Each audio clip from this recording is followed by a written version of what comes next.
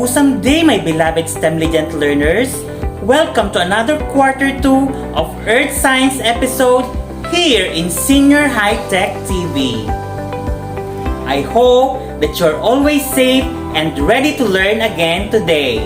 I am your Earth Warrior buddy, Teacher Ernest, and together we will discover the exciting world of Earth Science.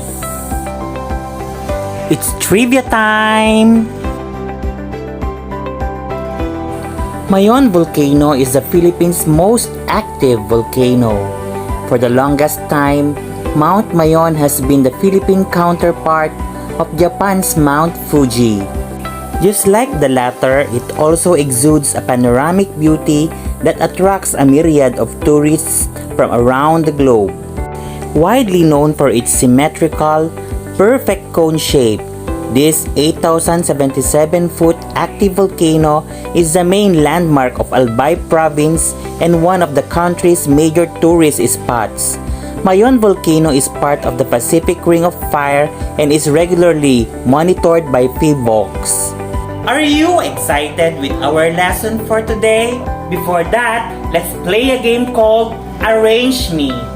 Here are the mechanics of the game. Number 1. I will show you a set of jumbled letters and with it is its definition. And number 2, arrange the jumbled letters in 5 seconds. Are you ready? Let's go! Number 1, it is an opening in the Earth's crust through which lava, volcanic ash, and gases escape.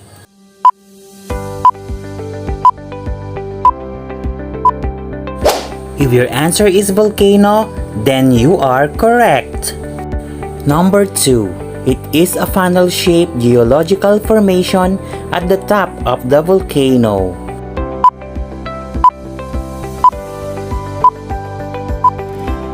The correct answer is crater. Number 3. It is a hot molten rock that emerges at the surface of the Earth.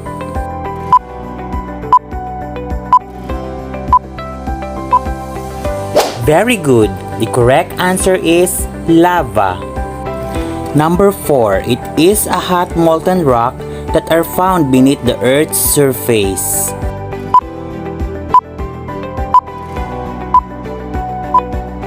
The correct answer is magma. Number 5. It is formed during explosive volcanic eruptions when dissolved gases in magma expand and escape into the atmosphere.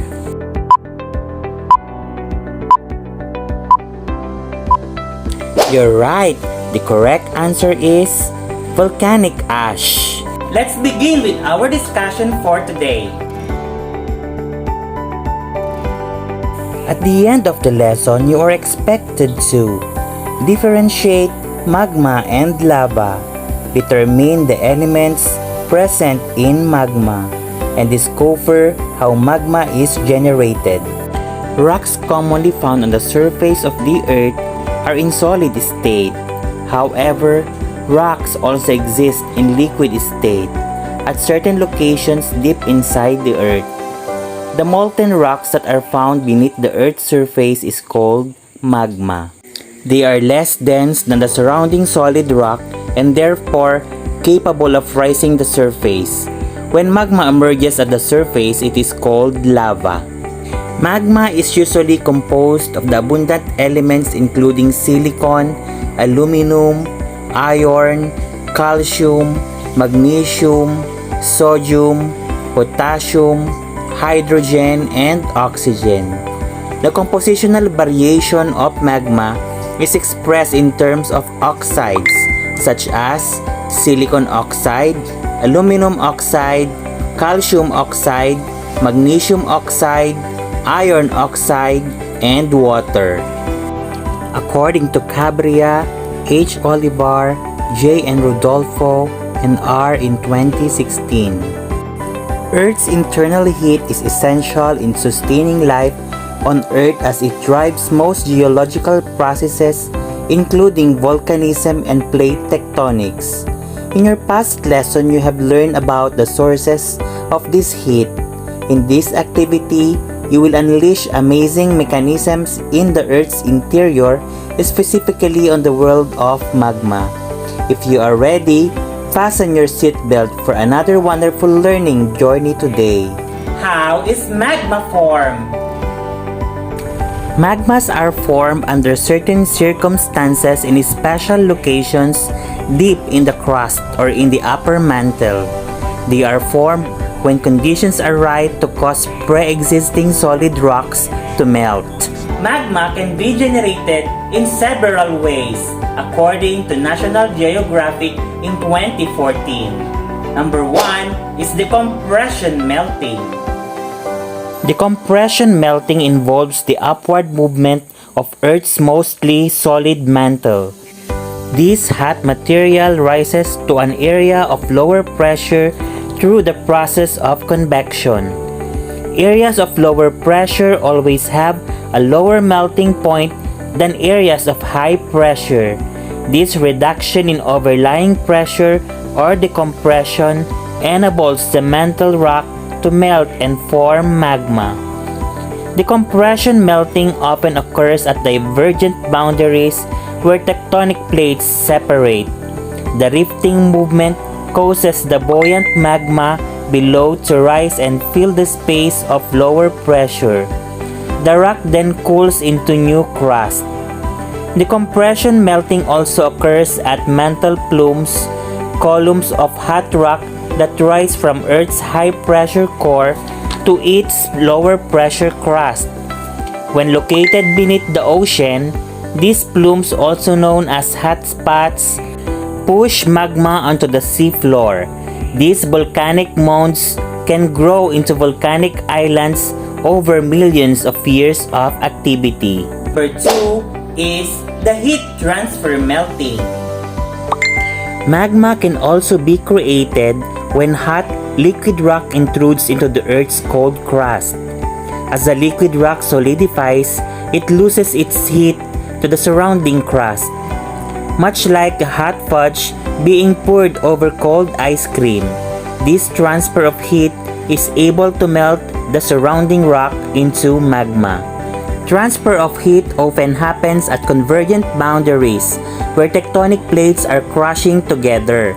As the denser tectonic plate subducts or sinks below, or this less dense tectonic plate, hot rock from below can intrude into the cooler plate above. This process transfers heat and creates magma. Over millions of years, the magma in this subduction zone can create a series of active volcanoes known as the volcanic arc.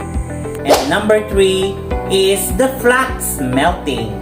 Flux melting occurs when water or carbon dioxide are added to rock. These compounds cause the rock to melt at lower temperatures.